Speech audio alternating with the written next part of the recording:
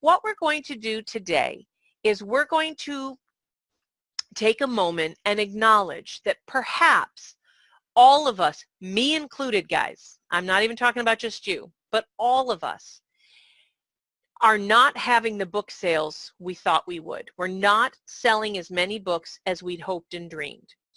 If that is not you, if you're selling as many books as you want to, hang up now because I'm going to waste your next hour.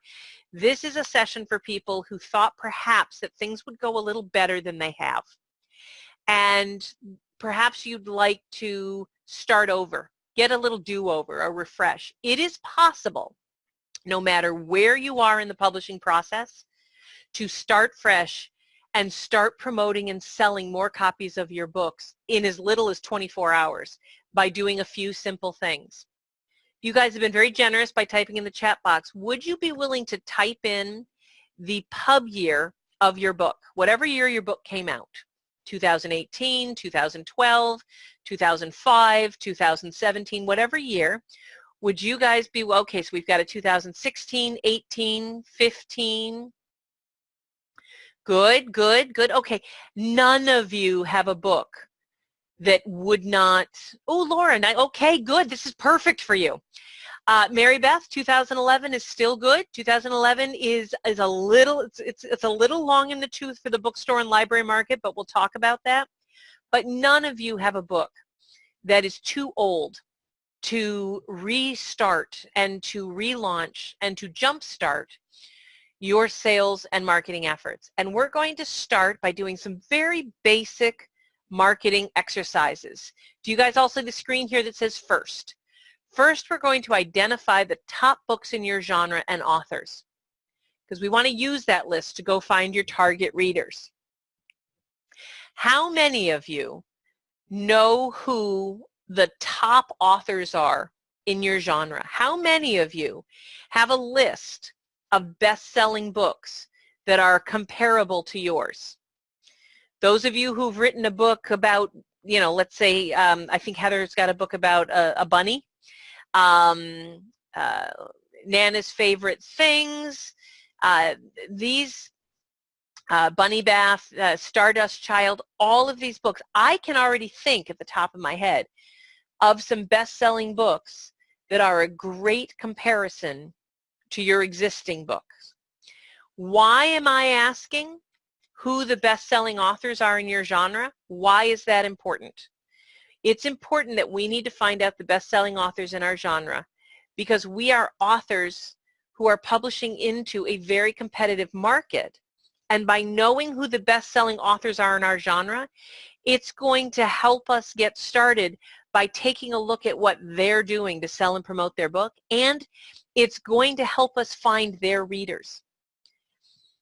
If you've written a fantastic book that is meant to be read to a 5-year-old, I promise you, they've got a book basket already stuffed with favorite books. Do you know who wrote those books? Do you know the names of the books that are already on the bedside table of children everywhere? Do you? Do you know that Monster at the End of the Book by Grover, which is a perfect, you know, dovetail similar book to a book you wrote, do you know that that's the best-selling book, or do you just know it because back in, you know, 1977 it was extremely popular? What are the best-selling books today? How do you find that out? That's what we're going to cover today. We're going to talk about researching the best-selling books in your genre. The reason why this is important, again, is because we need to get a long list of competing and comparable titles so that we know where our readers are and what they're buying. One of the easiest ways to find your readers once you know what the books are is to see who lists these books both on Amazon and Goodreads. So I'm going to open up the phone lines just for a second, and I'm going to let you guys answer, you know, as many questions as you'd like. Let me just click on participants. I'm going to unmute everybody. And I would ask, I'll ask for a volunteer. If somebody wants to jump in, is there anyone here who would be willing or interested in telling me a best-selling book in their genre that they think is a good apples-to-apples comparison to their book?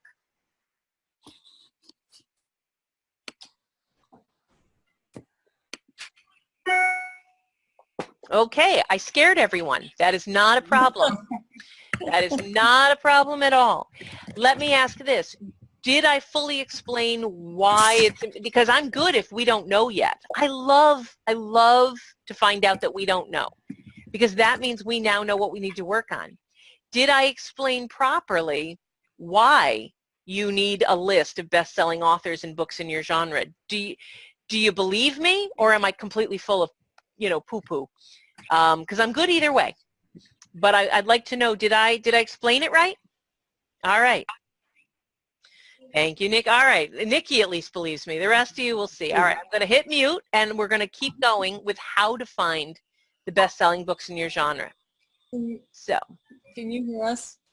Yes, I can. I was just going to say that I know some of the classics that are something like what mine is, but I want to learn more about what the latest books, Margaret Wise Brown has always been a favorite of mine and a favorite of my daughter's,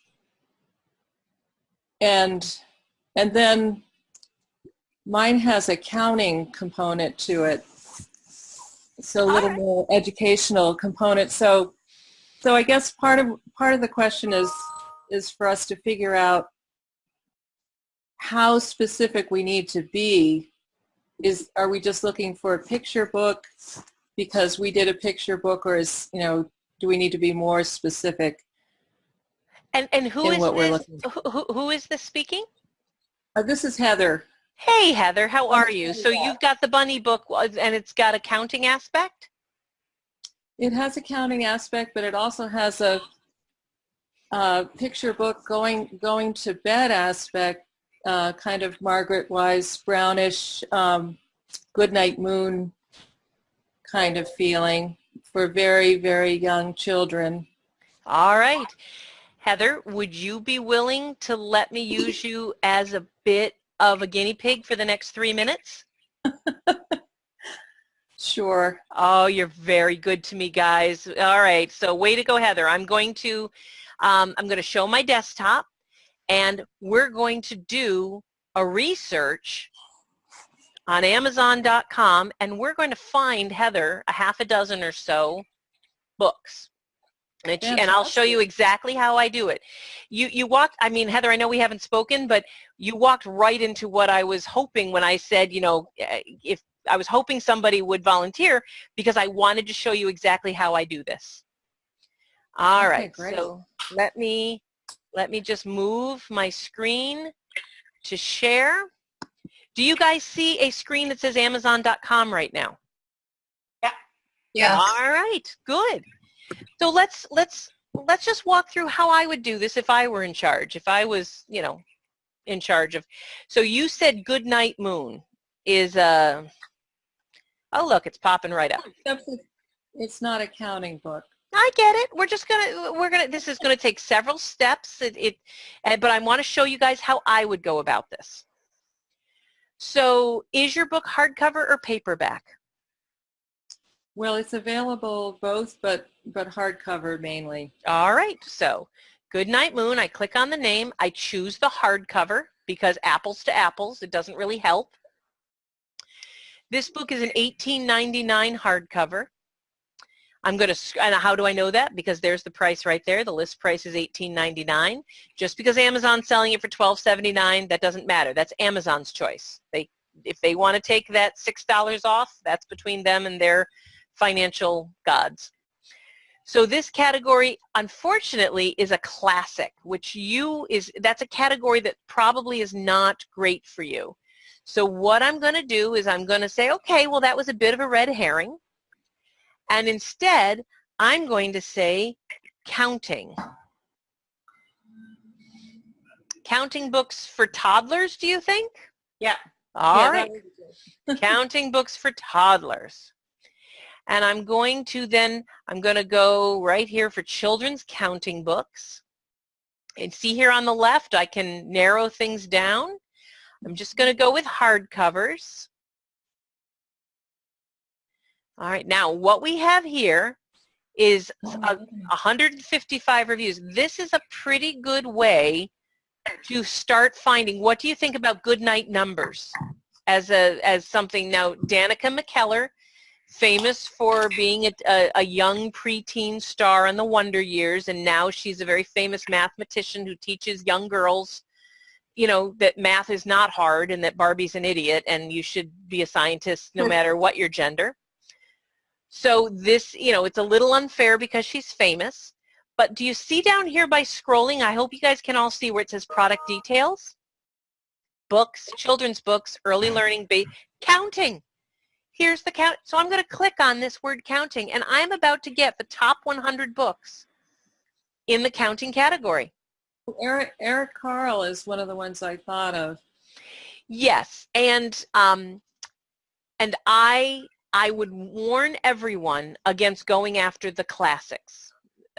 Margaret, because, you know, it's kind of like if you wrote a horror novel and you say, well, I'm kind of like Stephen King. No, you're not. You're not. You know, Stephen King is a phenomenon. The Very Hungry Caterpillar is a phenomenon. Those are not apples to apples. But I would say that the Number, Color, Shapes by Roger Priddy, Happy Easter Mouse, you know, that's the same author as If You Gave a Mouse a Cookie. You know, here's Sandra Boynton. She's very, very famous. But Counting with Frida, Patty Rodriguez. You may need to go through a few, but you're going to find a half a dozen or more counting books. How Do Dinosaurs Count to 10? That's a great book. Do you think that maybe How Do Dinosaurs Count to 10 might be an apples to apples comparison in hardcover to your book? Do you think that people who have this book in their book basket might enjoy your book? Yeah. Okay. So you're gonna throw this down as one of your options. Then look how amazing this is. Customers who bought this item also bought. Hello, they bought a lot of Jane Yolen. We get that. So Jane Yolen is very, very popular. But let's see what else they bought. They bought, okay, more dinosaur books, really big on dinosaurs. Okay, this one, we're going to go back and we're going to pick another. We're going to do one more. Let's see. I hope this is making sense to people. I'm not boring you to tears. 20 Yawns by Jane Smiley. Jane Smiley? That's what it says. Huffington Post Best Children's Picture Book of the Year. Wow. Oh, hello, big boy. Yes. All right, so this is a great book. Okay, whoever has the dog might want to hit mute, but that's just me. Okay, I will. Sorry. That's all right. All right, so this is a great book. I mean, it's got great reviews. It's Caldecott winner, but 20 Yawns. This is a book you definitely will probably sit on the bedside table of lots of people. And look at these reviews. 796 reviews. I'm just going to click on this. This is a book you want to make a list of. So you want to find 12 books that you're pretty sure that the general public has heard of and may have sitting on there. And a Caldecott winning best-selling book by Jane Smiley might be a good choice. Look at all these great reviews. And then when you're done with your Amazon list, you get up out of your chair, you go in your car, you drive to the nearest library and the nearest bookstore, and you ask the librarians and the bookstore reps there and the bookstore employees, what other books that, you know, you've got a book that's a little like 20 Yawns and you're looking for other books that they sell a lot of, and get their opinion. Don't just depend on Amazon. Librarians are lovely. Tell them that you're an author. Tell them you're doing market research and that you found these 6 or 7 books on this list, but you want to know if they have any you'd like to add. And do you guys see how quickly you can start developing a whole list of new books and Did you guys know there was a book called Hippos Go Berserk? I didn't. Of course, I avoid children as a rule. I try very hard to not let them anywhere near me. But you guys are children's book authors, and you should probably know that there's a book called 10 Magic Butterflies. So again, I'm only picking the picture books that are also counting books, because that's what Heather's book is like. So is it cool with you guys if I go back to the presentation, and we will continue on by then talking about what to do with this information? Yes. All Sure. right. Let me share the screen. Now you should see the first slide again. It says identifying the top books. Yep. Once you've got a list of, let's say, a dozen books to start, eventually I want you to have 20 or 30, but let's start with a dozen. You can then go on Goodreads. I hope a lot of you are familiar with Goodreads. You can go on Goodreads and you can look up those books, and you will find a list of people who has those books on their bookshelf online. You can go to Amazon.com and find a list of people who reviewed those books. And then you can find other books they read. If you go to Goodreads.com and type in counting butterflies and find 810 people who have recommended that book on Goodreads, all you need to do is click on each of their names. It takes a little bit of time, but not too much. I'm talking about 10, 15 minutes a day, guys. For over 3 days, you'll be done with this. And you will then see, let's say that Margaret McNary, I'm totally making up a name, loved Counting Butterflies. And she actually created 3 different lists of fantastic books that she loves reading to her children. What a great way to get a starter list of books that people like Margaret McNary might like, by finding out other books they read. By the time you're done, if you spend 1 hour on Amazon and then go over to Goodreads and look at the different Amazon review and see what else the reviewers have reviewed, because when you click on a reviewer's name, you get a whole list of what they reviewed. You will very quickly have a list of, you could have a list of 100 books. It depends on how narrow you want to get and how picky you want to get. But do you guys see how easy that might be? It takes a little bit of time, but at the end of the time, you're going to have a list of books that have been purchased by thousands or tens of thousands of people. So you're going to know where to start when you get to step 2, which is identifying and finding your readers. Before I move on, are there any questions? Okay. I hope I am not boring or freaking you guys out. The reason why we're walking through this 5-step aspect of market research is very, very soon you will see, this is just the homework, you will see that with 15 to 20 minutes a day, 3 to 5 days a week, tops, you will be able to take some of this information that I'm giving you and turn it into hard, cold cash. I understand you all wrote children's books because you are soulful, lovely people. I am not. I am a mercenary, awful businesswoman who wants you to be rich. And so I'm going to take your lovely nature and I'm going to show you how I sell books. All right. So I am going to go back to participants and mute everybody because I'm hearing an echo. So hold on one second.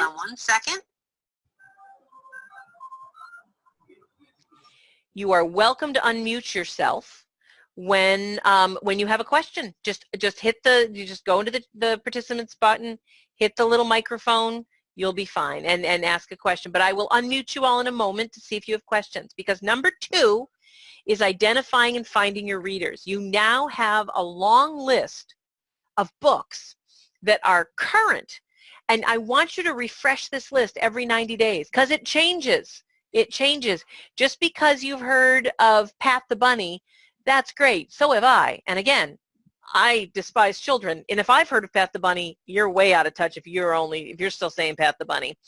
I kid about despising children. But what I'm saying is that you've got to stay current, and best-selling books change every few months. So second, we're going to identify and find your readers. We're going to use that list of books to find out who your readers are. And it starts with the number one rule: no guessing. How many of you know exactly who your readers are? Because when I talk to children's book authors, I hear them saying over and over again, teachers, are big for them, and babysitters. I had someone tell me today that nannies, teachers, babysitters, parents, yeah, sure. Here's the thing. Teachers don't have any money. Babysitters really don't have any money, trust me. Nannies, babysitters, they're not buying books for kids. They're not. And neither are teachers. Teachers are taking donations. Teachers are sending home order forms so that the parents can buy books for kids, but teachers don't make enough money to fill their gas tank to get to work. As much as they'd love to buy books, they can't. It is the very rarefied school that has money for books after they pay for everything else. And here's the second question. Are your readers your buyers? See, when I say who's your reader, I'm asking who's reading your book. Yes, babysitters are reading your book to the kids. Yes, teachers are reading your books to the kids. And yes, parents are reading your book to the kids. But who are the buyers? Are your readers actually your buyers? Because I would argue that in most cases in the children's book market, the answer is no. So to get specific with this, I would put forth the idea that your buyers are grandparents, aunts and uncles, rich friends, people who are buying books as a new baby gift. Children's book, more than any other book genre out there, they're purchased as gifts. Do you guys know, and have you dug into the children's book research? I know a lot of you are members of children's book writing organizations and publishing organizations. How many of you have looked at the data and the purchasing data that's out there simply by Googling? I'm not going to open up that and ask you to answer, but I'm asking you to ask yourself, have you Googled simply the question, who's buying children's books in 2018? There are articles out there that will tell you exactly who the purchasers are.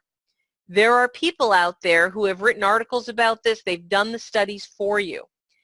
And I would put forth that if you're not up on the most recent data, you may not know who your buyer is.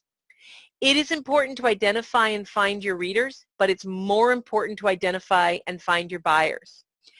I'm going to unmute everyone for a moment to ask if there's any questions, because before we move on to the third thing, I want to make sure that I didn't gloss over anything. Did that make sense to you guys? Any questions about how to find your readers? Any questions on how to find your buyers? I will tell you that your buyers, you can trust me on this, they're grandparents, they're aunts and uncles, they're people who were invited to baby showers. Anyone, I would love to hear, if you've got different experiences than I would love to hear it. If you've got 92 teachers clamoring to buy your book, now's the time to tell me. All right, I'm muting y'all. We're moving on to third. You guys are doing great. I appreciate it. So moving on to number 3, the third thing that you can do to identify and increase your sales is to then commit to engaging with those buyers online. Yes, the dreaded social media. I'm sorry. It's scary. Now, Laura's asking about librarians. Librarians are buyers. What a great answer. What a fantastic answer. Yes, Laura, children's books do. It's amazing. The American Library Association every year comes out with what's called a materials study with Library Journal, which is this big, huge magazine for librarians. And every March, this materials survey comes out and all the results. And we found out that, and we know in the United States alone, I know not everyone's listening in from the U.S., but in the United States alone, 2.8 billion, with a B, $2.8 billion a year is spent on materials by for U.S. libraries in the public library market. I'm not even talking about schools.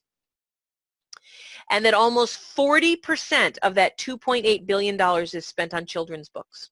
This comes directly from the American Library Association and Library Journal Market Survey. that came out last March for the material. It's called Materials Market Survey. Excuse me, Materials Survey. I will tell you that most, if not all, of the children's books ages 8 and under that do well in libraries are hardcover, and that ebooks are actually exploding if you've written for 12 and above. But we can talk about that, and I'll do another webinar on that sort of market research. But libraries are a terrific place. They do buy books. That's fantastic. I wasn't even going to talk about them today, Laura. Good catch. So let's talk about how to commit and engage with buyers online. I joke about being a soulless salesperson. I'm actually not. I'm a New Englander and I'm Irish, which means I have the gift of gab, but we don't like to talk about ourselves, and we certainly do not like to promote ourselves. I was raised in the school that you don't say anything nice about yourself. You actually kind of insult yourself and hope that other people disagree, and when they give you a backhanded compliment, you say, oh, no, that's not true. No, we're not a promoting people, and neither am I. I do not like selling any more than you do. So what we're going to do is we're going to agree that selling is hard, and we're not going to do it. We are not going to sell. We are simply going to engage. We are going to find those dozen authors. Remember that list that we started with in number 1? We're going to go find those authors, and we're going to go visit their web pages. We're going to read their blogs. We're going to pick 12 authors who wrote books like ours, and we're going to start commenting online. We're going to stalk them. It's going to be ugly. It's going to be fine. But we're going to engage with these authors by visiting their blogs, visiting their websites, and making comments. We're going to friend them on Facebook. We're going to follow them on Twitter. When they say something particularly germane or something that interests you, we're going to be genuine. If an author that you're following says something that does not interest you, or says something, or heaven forbid, says something that offends you, we're not going to engage. We're not going to be phony. But if somebody says something funny or something that makes you think of something, we're going to join in the conversation. It's a few minutes a day, guys. That's all I'm talking about. We're also going to start paying attention to some Goodreads discussion groups where some of these authors and some of these readers, we're going to get to know people online, and we're going to participate in online discussions. I don't know how many of you have been on Goodreads lately, but Goodreads has taken over where Amazon discussion groups left off and where they no longer are. But on Amazon still, but definitely on Goodreads. A couple of times a day, a young mother will, a couple of times a day this happens. A young mother will will start a discussion online on Goodreads or on a blog or on Amazon, mainly Goodreads, and say, my 11-year-old boy just finished reading the Pick My Nose series. I'm making that up. I have no idea what 11-year-old boys read. But they just finished reading the entire series, the Pick My Nose series, and I am desperate. What else can I get him? Or they'll say, oh, my daughter just, she's got to read this something for school, and we were supposed to pick it. Does anyone have any ideas on a book about Greek mythology? These discussions are constantly getting started. Are you guys online, and are you participating in these discussions? You are children's book experts. How do I know you're children's book experts? Because you're authors who wrote a children's book. Now, I don't mean every answer should be your book. Perhaps, Heather, if somebody is asking about educational or math books, you shouldn't mention your book, because your book is, maybe the discussion is for people who are 8 to 12, and your book's a little young for them. That doesn't mean that you can't participate in the discussion. That doesn't mean that all that research you just did on Amazon, you can't say, hey, I saw this terrific book by Danica McKellar, who was famous for being on the Wonder Years. She has a whole series of books about math that you might want to introduce your daughter to, and then you've made a friend online, someone who's going to be like, wow, that's really interesting. Thank you. And you can say, no problem. I found out about her when I was researching my own book. And you just leave it there. Guys, 10 or 15 minutes a day on Goodreads, on Facebook, on Twitter, talking to authors, talking to their readers, not a lot of time. You will eventually start developing, and here's the key, you are going to start developing your own community, your own readership. Yes, I know you already have a community. You already have readers. You probably have 174 of them. You may even have started an email list. If you haven't, we're going to talk about that too. But what I want you to do is start engaging with these buyers online, with these people who are so actively discussing books, including librarians. Thank you very much, Laura. Because as you get to know them and as you lurk and watch these conversations, you're going to find out where they shop, how they live, how they hear about new books. They're going to volunteer this information, and you don't even have to ask, because you're going to spend a few minutes a day paying attention to what the readers out there and the buyers are doing and how they are finding about books and how they are buying books, because that is information that you're going to need. So Laura's now asking, what if we create a group to share about each other's books? That's great. You're going to create a group among authors to discuss children's books with authors. Good start, but authors are not your market. Your buyers are not authors. Forgive me for making an assumption, but most authors are not in the demographic that some are, but most authors are not in the demographic that you're looking for. We are looking for grandparents who make a very nice income. Books are given as gifts by the higher economic bracket folks. And authors, for the most part, while being lovely people, there's not enough of you out there. I want you guys to have thousands of followers and thousands of readers 6 months from now. And if you start with authors, that's great, but I don't want you to end with authors. That's just one idea. So engaging with people online, I'm going to unmute everyone, and I'm going to ask if anyone has any questions or if there's anything anyone wants to share, either in the chat box by typing or verbally right now. I'm going to shut up and ask how everyone's doing. This is Penny. I'm going to pipe in here really quickly because I think one thing we should be doing is, if you haven't been on Ifrit Publishing for a while and you don't know who else has published a book, take a look and see what kind of books the other authors are doing. And if you come across something and say, hey, I've got this great book about stars, but here's a book about counting. So you know who else's book you can share with other people. So that's just it. Make sure you know what Ifrit Publishing is publishing, so you can go out there and share each other's work. I think it's great. We have this really amazing group of authors, really wonderful people. We need to be cross-promoting each other's books. And the truth is, that's just one thing to put I out hadn't there. even thought of that. Laura said the same thing. She said she could recommend other authors' books instead of her own. Absolutely. I hadn't even thought of that, guys. That's fantastic. All right, so Mary Beth is asking that the county libraries near where she lives, she's done book reads. They all wanted her to donate a book, but they seem to have budget problems. Some counties do. Mary Beth, I don't know where you live. Other librarians are not shy about asking local authors to donate a book, and that's fine. You can donate a book to one branch if you want. If you live, let's say, in Cincinnati, there's 64 branches in the greater Cincinnati area, 64 library branches. In Chicago, there's 111. So you're going to donate a book or two, that's fine, with the understanding that you then need to sell your book to the other 109 branches, and the librarians aren't going to do that.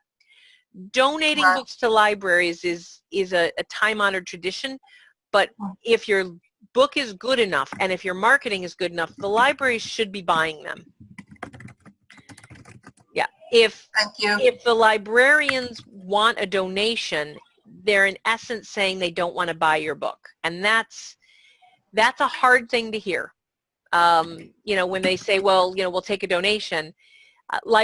All libraries have money to buy books. They're just, what they're saying is they don't want to spend that money on yours, and I'm terribly sorry. Thank you. But that doesn't mean that you shouldn't pitch yourself. There's 9,000. I'm not making this number up, guys. Because I make things up sometimes, for humorous effect. This is a real number from U.S. Census data. At the end of 2016, there were 9,821 public libraries, open branches in the United States. Yes, that includes some kiosks and book mobiles, but over 9,000 permanently open libraries. If you're in Duluth, Georgia, and your local library is not giving you the respect you deserve because you're a local author, I promise you, Cincinnati might. So I can't get into how to sell to libraries today, although I do teach a class on that, which I'll give a link to Penny. I've got a video on that you guys can watch on how to sell to libraries. But what I'm talking about now is selling directly to readers. Because the library thing, I'm totally with you. But that's a whole nother session, which if Penny lets me, I'll come back. Absolutely. But does anyone have any questions about engaging with buyers and readers online? No matter, because I'm not talking about pushing your book. I'm not talking about being salesy. Have you been to a cocktail party lately and had someone just kind of walk in and immediately just start talking about themselves and sucking all the air out of the room? You don't want to be that guy. You want to be helpful in these discussions because eventually you're going to have thousands of people who trust you and follow you on Facebook and follow you on Twitter because you're such a helpful, lovely person, so that when your next book comes out or when you're going to be in St. Louis doing a reading and you mention it, people are going to be like, oh, I want to check her book out. But it starts by getting them to like you. And the way for them to like you is to be sincere and not to be salesy. Does that make sense? Yeah. All right. I'm going to mute everyone again. We're going to move on to the fourth bit of, I just feel like I've been really bossy this last hour, but I'm not done. So I'm going to hit mute and we're going to move on to the fourth thing I'd like to recommend. And moving on to searching out readers and reviewers of comparable titles and start asking 3 reviewers a day if they would review your book. According to Forbes magazine, and a study that was done that was put out by the Pew, I don't know if you guys are familiar with PEW, but the Pew Foundation. It is far more important to have a large number of reviews on Amazon than to have good reviews on Amazon. You can Google the article if you want, or I'll give Penny a link, but you have to trust me on this, guys. Having 4-star reviews on Amazon is great, but having 800 reviews on Amazon, even if you're only a 3.5 star or a 3-star, is better. The more reviews you have online, the more sales you will get. It does not matter as much how many stars you have as matters how many reviews you have. So I'm going to ask Penny. Penny, can you unmute yourself? I'd love to chat with you for a second. We're going to go back to Amazon.com.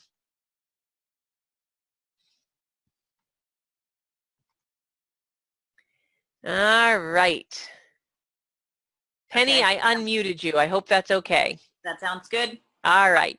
So Penny, I would like to ask if you have it doesn't have to be one of yours, but do you have a children's book that I don't care who it is, but a children's book in mind that you would consider a best-selling children's book, a book that you would just kill to have those sorts of sales? If you give a mouse a pancake, is that the one? A cookie. Cookie. If you give a mouse a cookie. If you give a pig a pancake. Either one of them. All right. Well, I've already typed in if you give a mouse a cookie. Can you guys see my Amazon page here? I hope you can. Let me look at the chat box and make sure. Yep. Okay, good. So if you give a mouse a cookie, if you give a moose a muffin, but if you get, let's see what, 904 customer reviews.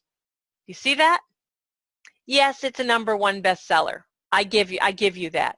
And yes, it's not fair because I think they're published by HarperCollins, and it's okay. Life isn't fair. How many reviews do you guys have? Now, let me show you something. I won't show you, but I'll tell you something embarrassing. I have about 26 reviews on my last book. That's nowhere near enough. You need to be in 3 digits, guys. You need at least 100 reviews. Don't be discouraged. Do not be discouraged if you need 100 reviews. Because, like, what should Danny do? Let's see with this book. This is not a book that I'm thinking is professionally published. So let's take a quick look. It's a #1 bestseller. 60 customer reviews, came out a year ago. Let's see about Danny. Let's see what people say about his book. The Power to Choose series. Great. Elion Books. All right, let's see. All right, good reviews. Got 60 copies. Do you have 60 reviews? No? All right, that's not a problem. Let's see how to get 60 reviews. I'm going to show you right now. We're going to click on all customer reviews. We're going to click on the number 60 here. And let's say that What Should Danny Do is a book just like yours. Okay, Book Fan. Book Fan here gave Danny, What Should Danny Do, a huge review. 5-star, loved it. I'm clicking on Book Fan. We're going to give it a second. Here's Book Fan's bio. Book Fan has also reviewed a number of kitchen things, TV. So, okay, Book Fan is not a big children's book reviewer. So I'm gonna skip off of Book Fan, and I'm gonna go to What a Wonderful Teaching Tool. Let's look for S. Harvey. Give it a second. S. Harvey's gonna pop up in a second. S. Harvey also doesn't oh yeah, S. Harvey's got a bunch of children's books here. Tell Me What We Did Today, Dragons and Marshmallows. So what I'm going to do is I'm going to take a look at S. Harvey's profile. Let's see, that's Andrew. S. Harvey has actually created some wish lists, which is wonderful. You can find out here's some people he's following or she's following. I don't mean to okay, I have to sign in. But what you do is you click on S. Harvey's name and you will be able to get information, including their website, about S. Harvey. And you go to their website and you send them an email. And you say, and let's say that you find out that Jacob here, who thinks Danny's book is ingenious, and you find out he's a blogger. It is super easy to find out about these reviewers, and especially if you go to Goodreads.com, which I'm about to go to right now. You don't always have to do this on Amazon. It's as simple as this, guys. You find, let's see, I'm just going to sign in real quick. It helps to sign in. You guys are about to find out way more about me than I'm comfortable with, just so you know. You're going to find out that I'm obsessed with Tudor fiction. But if you give a mouse, let me spell, if you give a mouse a cookie, we're going to find out who likes If You Give a Mouse a Cookie. You just click on the book. Look at all these people who, let's see, okay, 2 of my friends have reviewed it, but there's also tons of other people who reviewed it. Let's see. 1,683 people shelved this book on their picture book shelf. Here they are. Look at all these people. Dolores, I'm clicking on Dolores's name. All right. Okay, her data is set to private. You can try and add her as a friend, but let's find someone was not set to private. We're going to go to Jackie.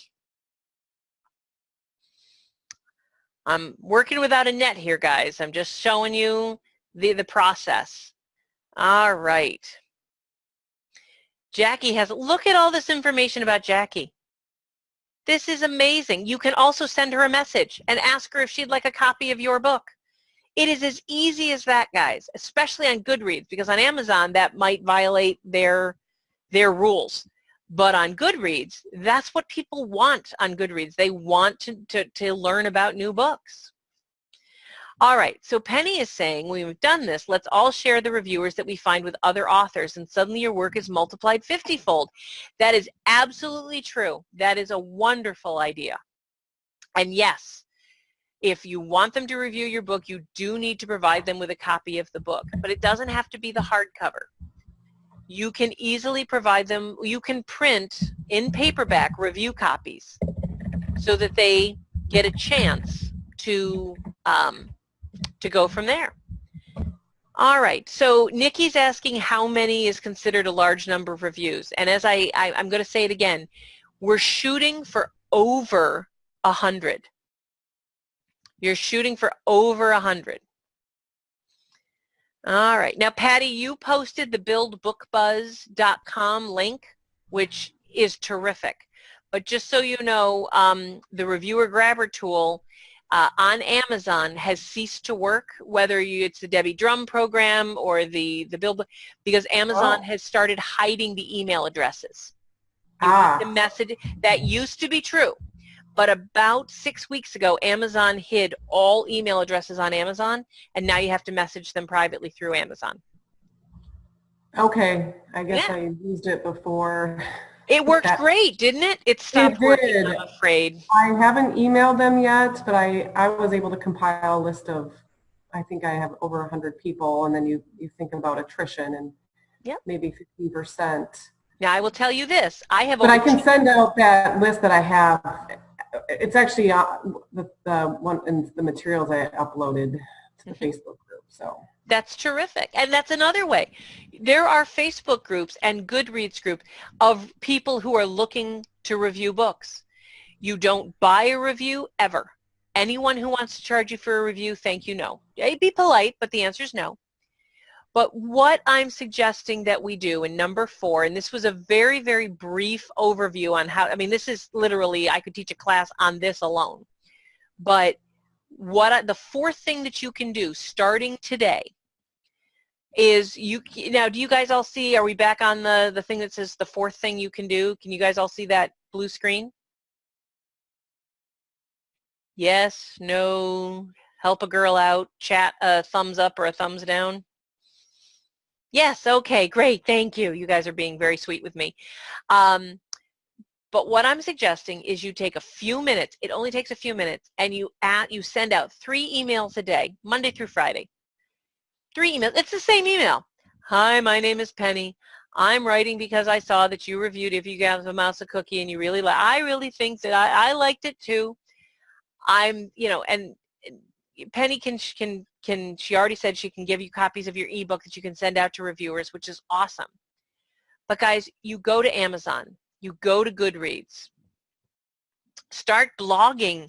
Just go to Google and type in blog plus Calica Mechanica or whatever, whatever author you want, or blog plus If You Give a Mouse a Cookie, or go to Google and type in literally the word review and then the plus sign, and then If You Give a Mouse a Cookie.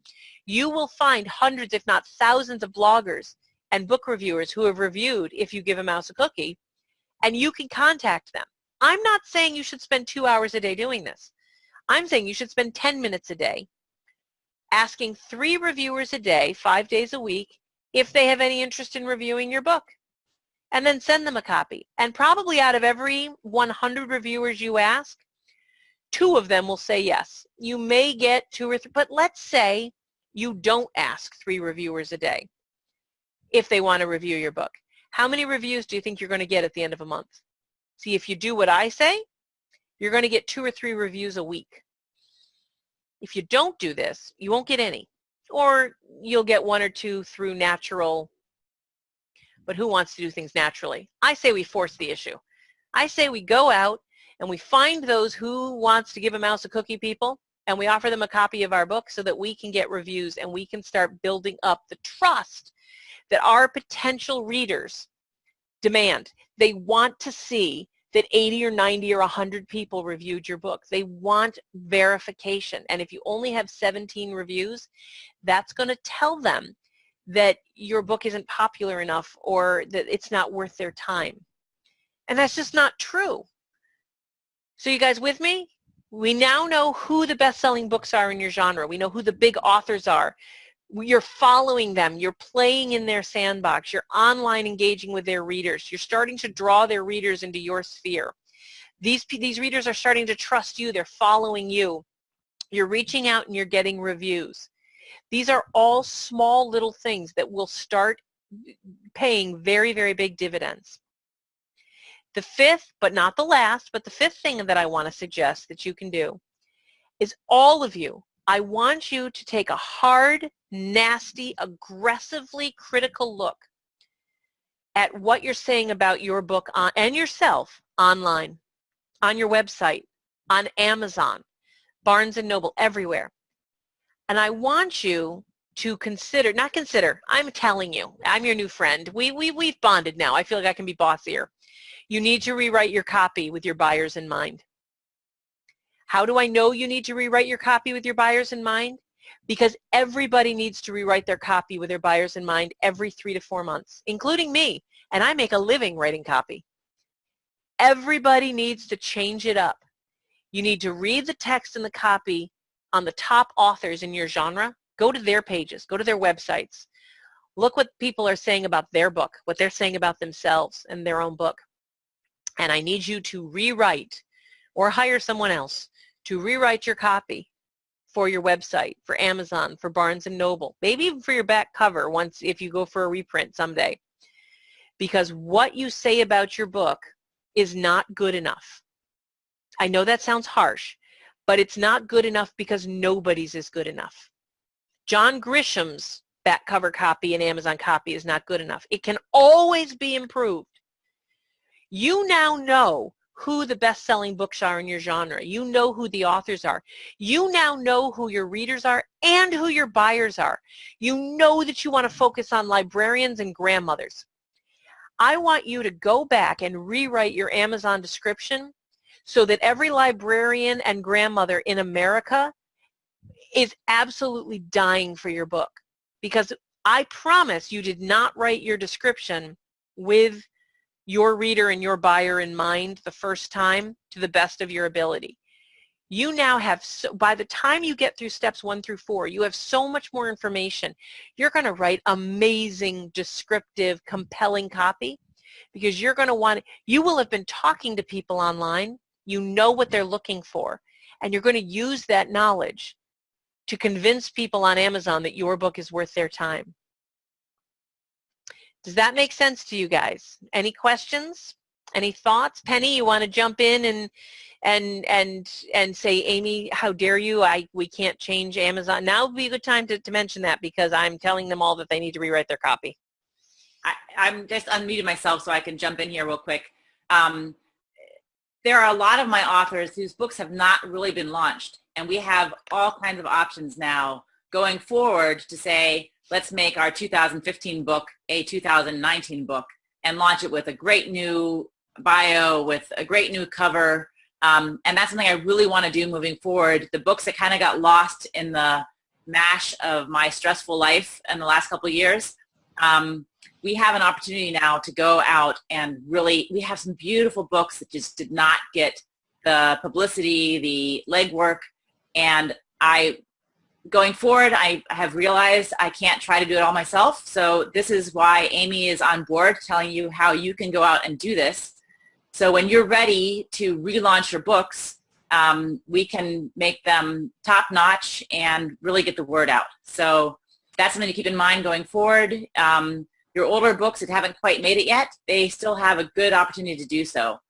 We just have to do it right this time and really get the word out.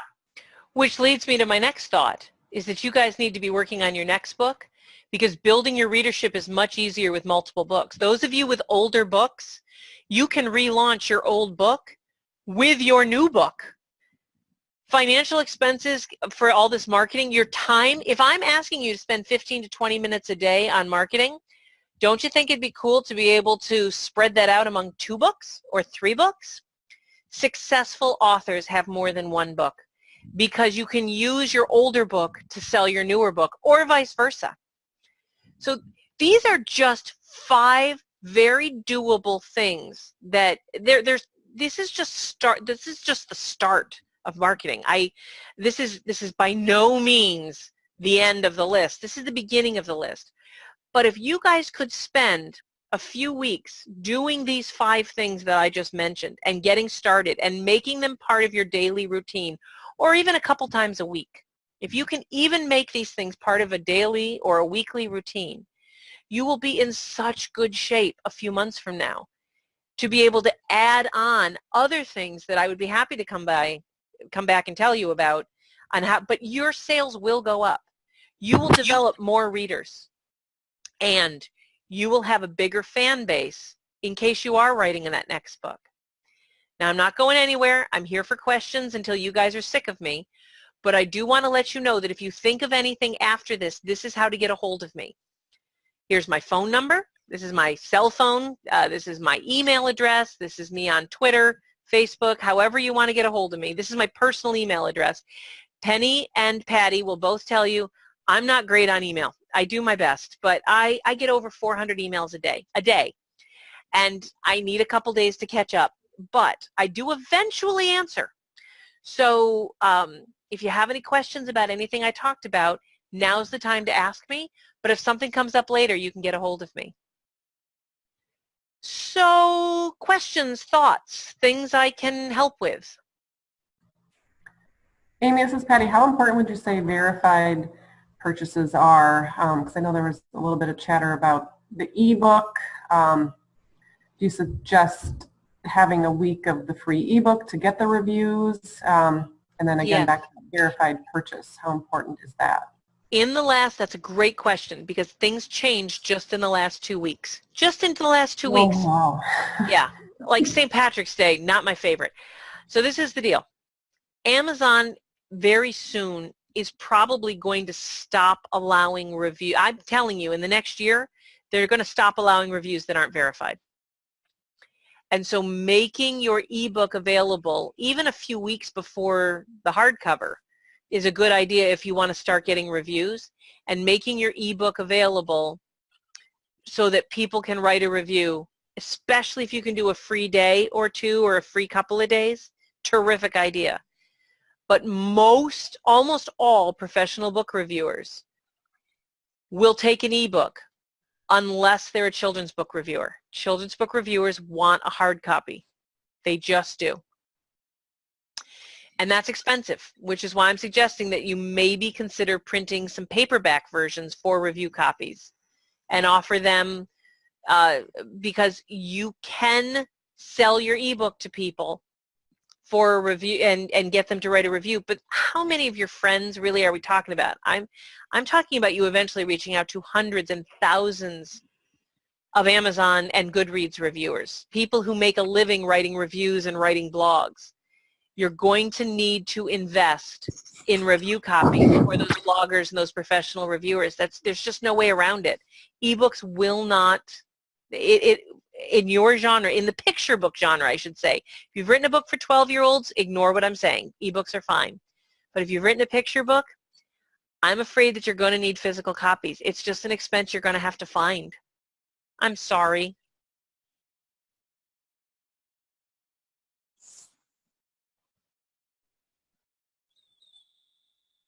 Other questions? All right. Now, Amazon reviews are the granddaddy, and I get how important they are. But do not skip going after bloggers and book reviewers who review children's books. Librarians in particular, start Googling librarians who write book reviews. You want these people to get a copy of your book. You want to find the money, and you want to print some review copies, and you want them to review your book. I promise it'll be worth it. All right.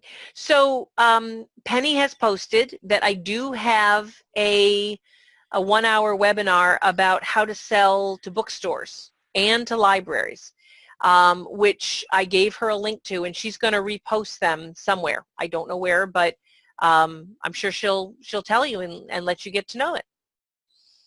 Any other questions before I stop haranguing you with my bossiness?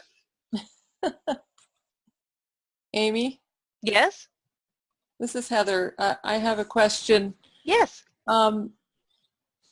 So in terms of the website that we link people to for the sale, I've talked with Penny about how we probably want to link back to her publishing page, but if we are getting reviews on Amazon, then you probably want to link to Amazon, right? Or Goodreads. Goodreads is part of Amazon. Where are these links? The answer is it depends, and I'm happy to answer, but when you say that you're providing links, where? To whom? So for people to buy the book, linking, in other words, when you're advertising. Okay. When you're advertising where? Well, I've put out some Facebook ads, and I've actually had some success with that. Yeah, no, Facebook ads do very well for certain books, yeah. And then we're starting to get a little bit of press right now with Bunny Bath. And again, they'll ask for websites like where should we tell people to buy the book? And so if we're building up a really robust profile in terms of reviews on Amazon, I would think we would want to point people to Amazon, because then they'll, like a Facebook ad, then if they see the reviews, they'll think, oh, this is a good book because I see good reviews. But on the other hand, Amazon, I think, takes a huge percentage. And all right, so there's a number of ways to answer this based on goals. And this is how I handle it. This is just one person's opinion. Most of the time I try not to give my opinion. I just try to give my experience. I can't do that in this case, but let me give you my opinion. If I was a librarian or a bookstore buyer or any one of a number of other people in the industry, and I saw that everything that an author was doing was driving people to Amazon, I'd be cheesed off. I'd be a little offended.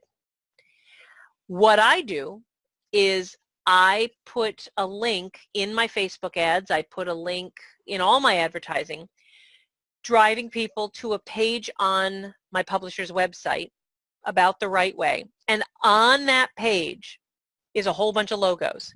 Barnes & Noble, IndieBound, buy direct from the author, Amazon.com.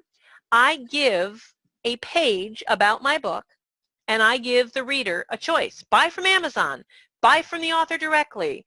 Get a discount, get a signed copy by the author. IndieBound, which is where all the independent bookstores co-op. Books A Million. Give 3 or 4 or 5 options, including an ebook option. Give the library link on your worldcat.org. Go nuts. You don't know who you're reaching out to. That same cocktail party where a person walked in and sucked all the air out of the room by talking about themselves. Let's say you're standing over by the shrimp boat, and you strike up a conversation with another lady, and you're hitting it off, and she's just like you, and she's cool, and you're talking to her, and you tell her you're an author. She goes, oh, that's interesting. Tell me more. And you tell her, oh, I'd like, and you say, well, it's available at Amazon.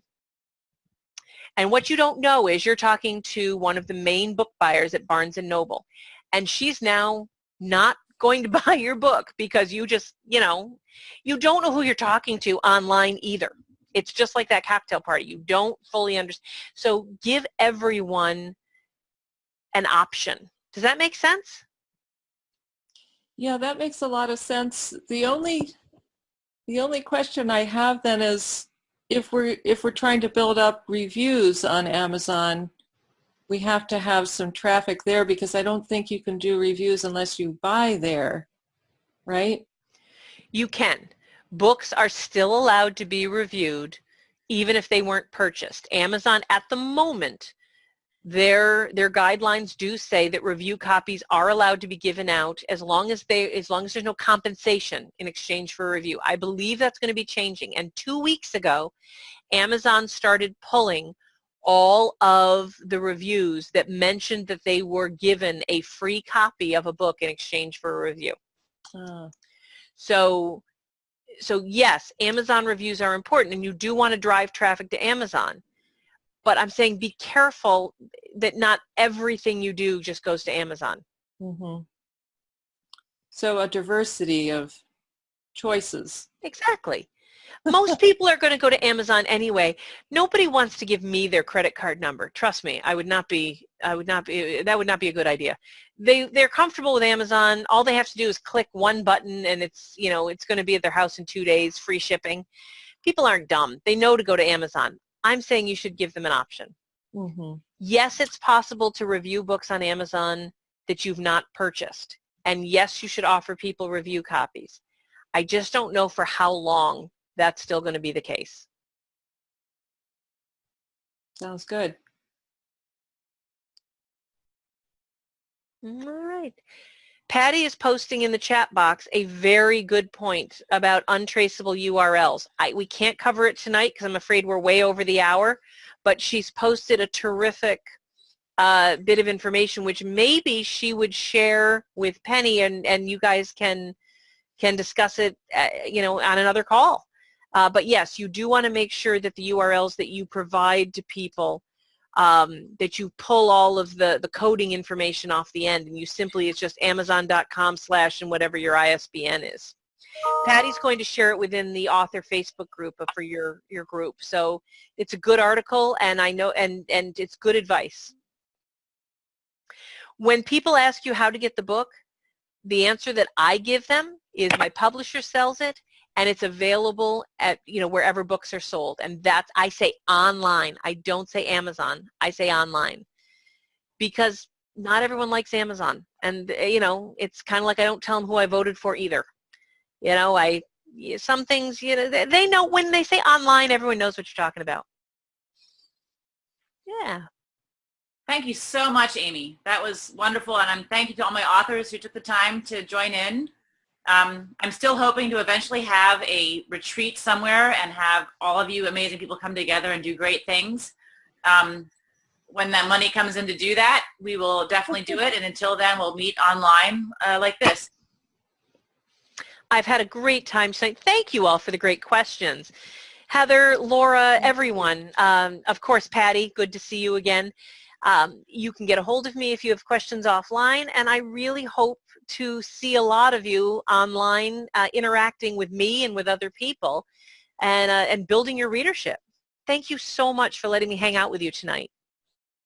Thank you so much. Very much, Amy. All right. Have a great night. We'll talk soon. Thanks a lot. Bye. Bye-bye. See you later.